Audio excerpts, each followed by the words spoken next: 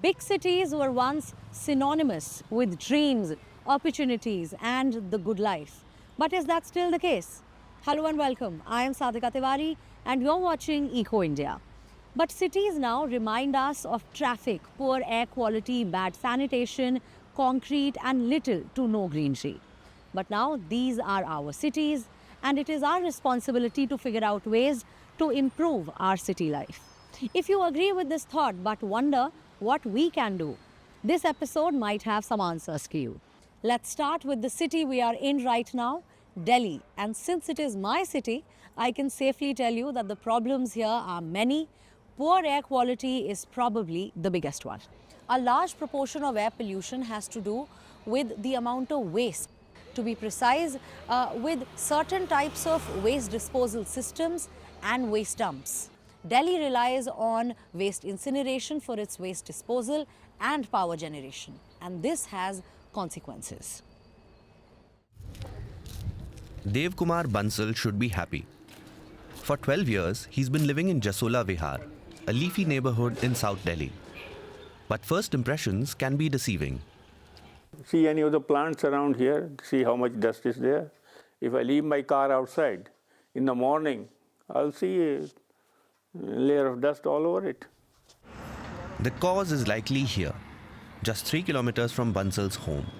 The Timarpur Okhla waste incineration plant processes municipal waste into electricity, almost 2,000 tons of it every day. Investigative journalist Maria Abi Habib wrote a report about it for the New York Times and made some grave discoveries. Working with the Indian Institute of Technology and Johns Hopkins University, soil samples and air quality around the plant were examined over 4 years and compared to other residential areas. In terms of nasty heavy metals that really affect your quality of life and your health, we found in huge quantities around the plant. Whereas at the control area 9 kilometers away, we did not see that level of lead, arsenic, etc. In her article, also published online, the elevated pollutant levels are clearly documented in black and white. The toxic metal cadmium was alarmingly high, as were manganese, arsenic, lead, and cobalt. According to her investigation, this has already had health consequences for people living in the surrounding areas. We spoke to the gynecologist who Dr. Mishra, who had lived or who had worked in the Sukhdev Vihar neighborhood right next to the plant.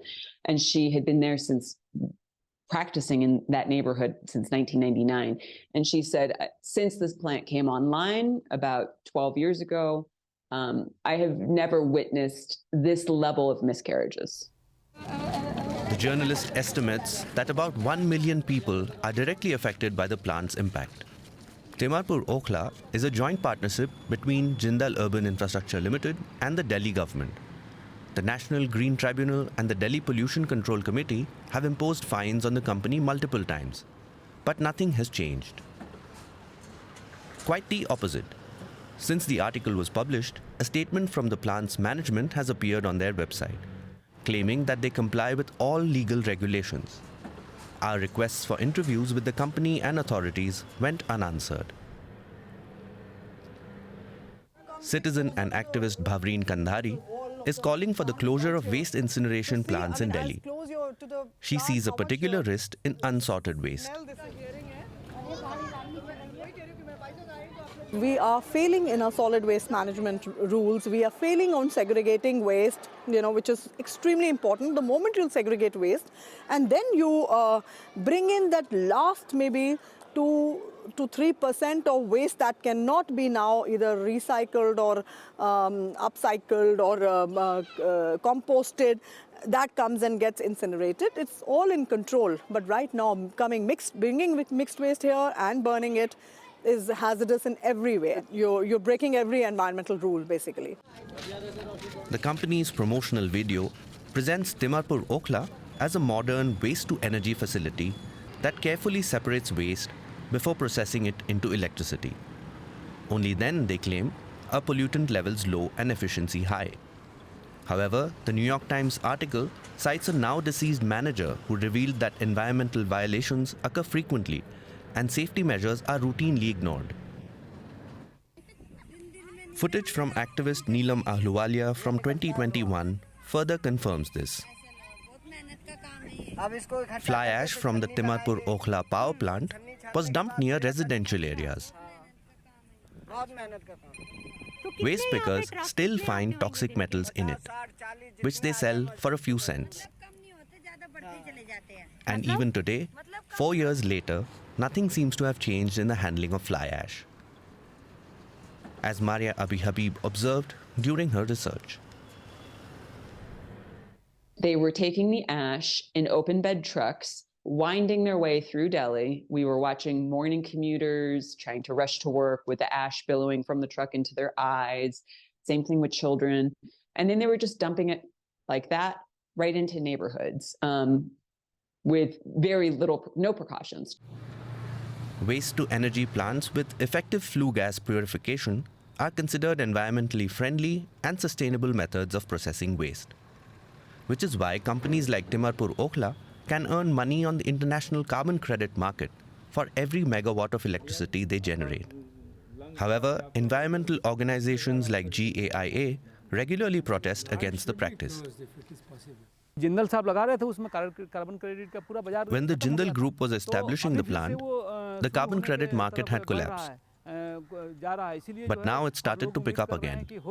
So they're hoping to generate more revenue from the plant now by expanding its capacity, since they couldn't earn much from it back then. The undeniable truth is that Delhi has a waste problem. And waste-to-energy plants like Timarpur Okhla exacerbate the megacity's already critical air pollution, despite their eco-friendly claims. For residents living close to these facilities, the consequences are painfully evident.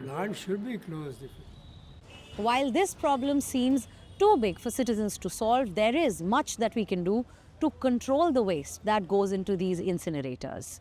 India generates at least 20 million tons of waste that either ends up in landfills or goes unaccounted for. However, some women in Chennai are changing this one household at a time. From WhatsApp nudges to neighborhood composters, they are showing how small steps can lead to big transformations. And we all have something to learn from them. What's happening here is a half-yearly activity in this household. You see, for over 6 months, Usha and her family carefully set aside household items like plastics, electronic items and newspapers instead of discarding them in the bin. Honestly, I didn't find it too hard to do. I found it to be very rational. I started this because if I can't segregate the waste from my house, how can I expect someone else to?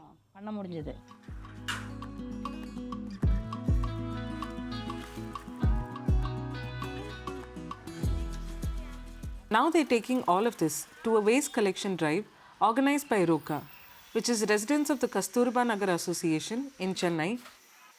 The Welfare Association was set up in 2019 with the aim of ensuring all households in Kasturba Nagar were segregating waste properly. But not everybody was on board like Usha. ROKA Secretary Janani Venkatesh says that the biggest challenge has been changing people's attitudes. We pay tax, so why should we segregate? Or it is not our job. There are conservancy workers specially employed for this job. So these were the questions that were put across to us. And over the years, we have managed maybe quite a good percentage of people into understanding if that 1 kg waste at household is managed, it will be easier for the city to manage segregated waste rather than unsegregated waste. Chennai city generates roughly 6,200 metric tons of waste every day. To deal with this, hundreds of micro-composting centers that handle wet waste and material recovery centers that handle dry waste are set up across the city. But they're not operating to their full potential, says OKP Research and Advisory's Executive Director, Paroma Roy, who has been actively involved with the ROKA team here in Kasturba Nagar. They can function efficiently, and you can completely take advantage of the capacity of these processing centers only when waste is segregated at source. What we realized through our research work is that a large part of the waste that is generated and collected, it just goes to the dump yards because they are simply unable to process this in the micro-composting centers or the dry waste processing centers. Janani puts in a lot of effort to sort everything perfectly. But different studies have shown that only 20 to 45% of the population in Chennai separates their waste as carefully. The team put together the We Segregate project, where they set up infrastructural nudges in the community. These nudges were aimed at highlighting how people's actions are making a real difference to their surroundings and environment.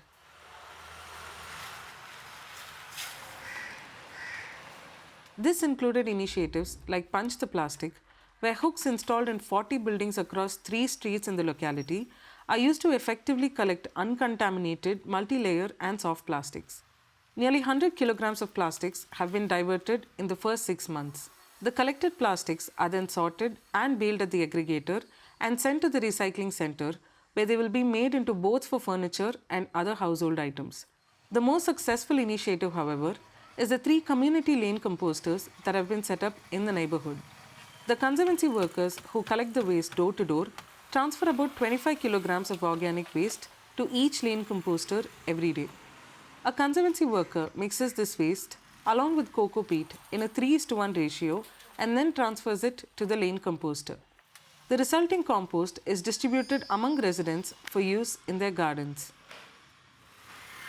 So when we started distributing the compost, the residents were really happy, and they in fact approached us to ask us as to how to start it in-house, in their apartment or in their house. That is one thing. We also saw that the segregation levels were increasing with the community composting project. It also made them understand the need for waste management, why segregation was important, because it was happening right in front of their houses.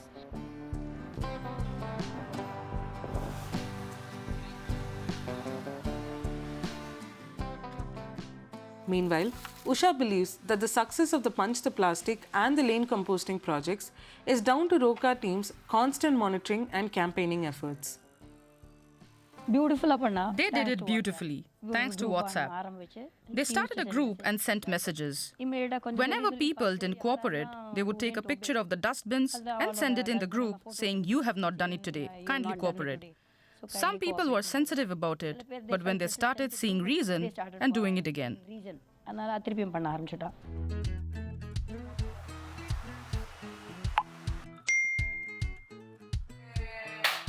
All of the waste collected at the waste collection drive is sent to the recyclers, Wasted 360 and Recycle Mart in the city. During this drive alone, they've collected 7.6 tons of unwanted items for recycling. Today, I'm very happy and proud to share that ROCA has more than 150 members and regular volunteers, close to 5 or 6 of us, to cater to 1,000 households. And we like to expand and also inspire other communities to emulate from us. The Kasturba Nagar model is successful as it includes key partners in the waste management process. It's residents, contractors, officials, research organizations, and the association itself. This model at ROCA is aligned with the Chennai Corporation's Climate Action Plan for building a near-zero waste ward in the city. At its core, the idea is very simple. It's to help families form better habits over their present actions for a more promising future. Another distinctive feature of cities, especially Indian cities, is construction and concrete everywhere. India is the second largest producer of cement in the world, and this contributes heavily to CO2 emissions. But can our cities grow greener as they grow taller? Germany is trying to explore some solutions that can help us build better by aligning architectural requirements with environmental needs. Concrete everywhere. Grey has replaced green. We're constantly building more, higher, faster. Concrete production is responsible for around 8% of CO2 emissions worldwide. We're using sand, which is a dwindling resource, and various finite fossil resources. So we have to think about how we can build more sustainably. We need more greenery in our cities because they're overheating. If you think about it, architecture and nature are diametrically opposed. We build primarily to protect ourselves from wildlife or the weather, for example. And that means we're always destroying nature in some way when we build. But what if we worked with nature in our buildings instead of against it? A recent exhibition in Berlin, soon to be in Munich, showcases projects that do just that. How can trees grow together to form a structure? This question has fascinated architect Ferdinand Ludwig for 20 years. His vision is to merge architecture with nature and is constructing a kind of treehouse in the city. You have to work a lot with others, as it's interdisciplinary, like botanists, forestry scientists, civil engineers, ecologists. We all work together to pool our knowledge from different disciplines so it can be used in the design process. A pilot project in southern Germany shows what a building made of trees could look like. After 12 years, the plane tree cube is over 10 meters high and taller than the neighboring kindergarten. The children use the shady space inside to play. Otherwise, it's home to insects and birds. The trunks of the young plane trees have branched out and grown together. The architects check their growth regularly. Plane trees were planted on all 6 levels at the same time, each in its own planter box. The idea is that the plane trees outgrow their planters and interconnect with the plane trees further up. They fuse together and gradually grow into one unit. Then they can remove the boxes. They planted more than 1,000 plane trees because, like with many urban trees, some of the seedlings died from disease or frost. In the years to come, the treetops will grow together to form a roof.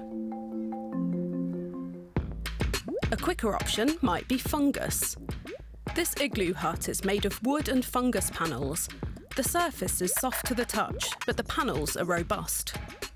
So how do you create a building material from fungus? Here too, nature is the inspiration. Tinder fungus likes to grow on deciduous trees, attaching itself to the wood. Biologist Lisa Stelzer helped work on the fungi house, cultivating tinder fungus in the laboratory. It's so hard that she needs a saw to cut through it. The fungus is great for building because through the mycelium, the root structure of the fungus that grows underground, residues are brought together, and that interlinking creates a more stable material. That makes it ideal for the developers of the fungi house. The collective of scientists, architects and artists grows fungi cultures and mixes them with various other materials, always including organic waste like wood shavings or millet. Then they press the mixture into shape. After a few weeks, they kill off the fungus by heating it. The material then remains solid. It's already used for insulation, but building with it is new.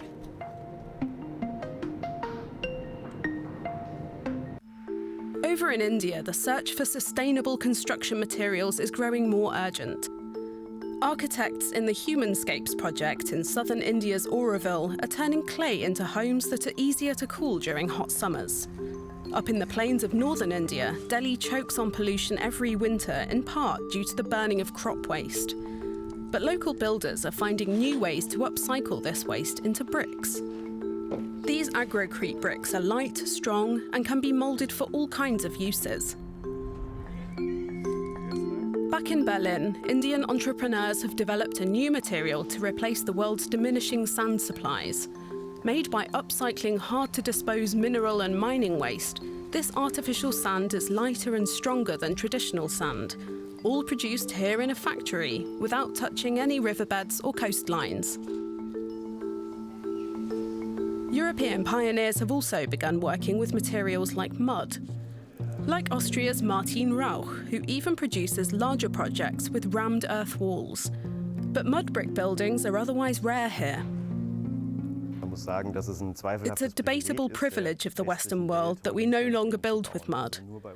It was replaced by concrete during the 19th century industrialisation, but around 40% of the global population still lives in mud houses. We've just forgotten how to build this way. How would the visitors here like to live in their future? In a fungi house? A mud house? Or a house made of trees? I'd actually like a combination of all three. Mud bricks for the load-bearing walls, fungus insulation, and trees on the outside like the tree house.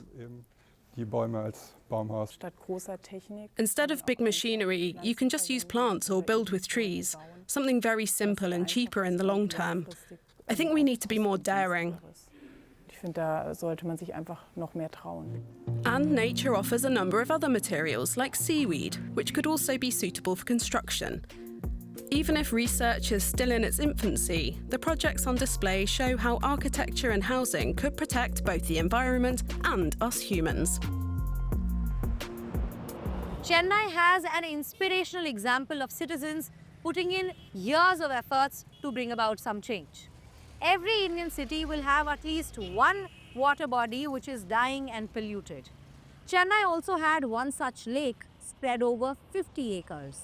Let's go meet the people behind the Chittalapakam Rising, a grassroots movement that transformed a dying lake into a thriving freshwater haven. How did they do this? And can their 4D strategy be a blueprint for saving other lakes? Let's dive into this inspiring story. It's common for lakes in the Chennai metropolitan area to look more like sewers and garbage dumps.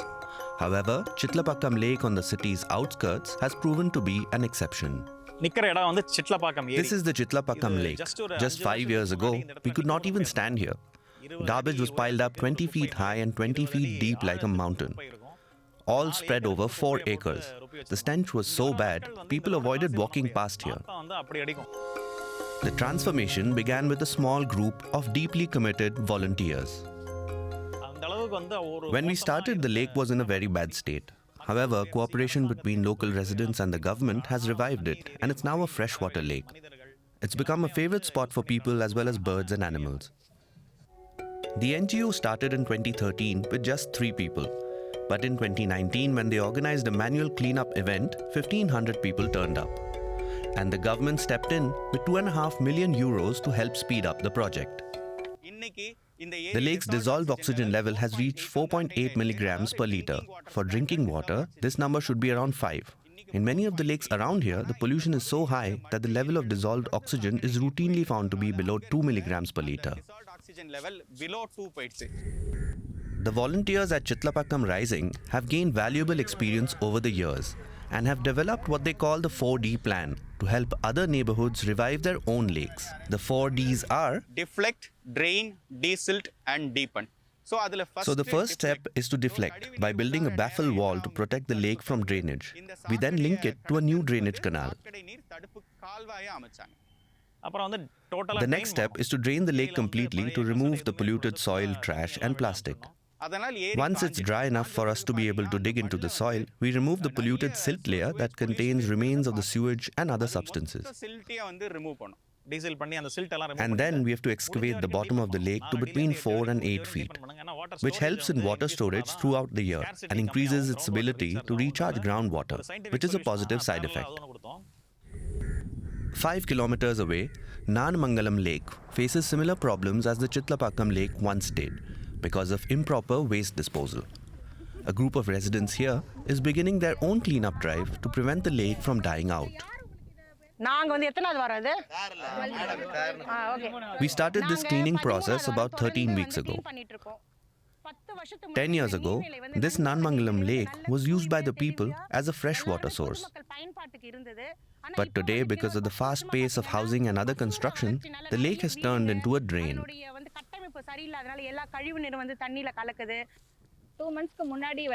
The water here was so polluted until 2 months ago that we couldn't even stand here. The cleanup has removed the stench here, and that itself is a big step forward. Wherever people find unused space, they start using it as a dumping spot. That needs to change. The revival of the lake has also helped keep our locality safe from flooding and harvesting about 60% of the yearly rain. People around each lake should come together and take the initiative to save their lakes. The government has proved itself ready to do their part as well. If the people are determined to save nature, change will not be difficult. As Chennai's population grows, restoring its lakes will be a key element in the city's strategy to secure its water supply for the coming generations. That's all for today's episode. The path to a greener future requires us to rethink the solutions that we currently rely on. What are the steps you think we can take to make a big difference? Do let us know. You can email us or reach out to me directly on my social media handles. I will see you next week. Until then, take care. Goodbye. Namaskar.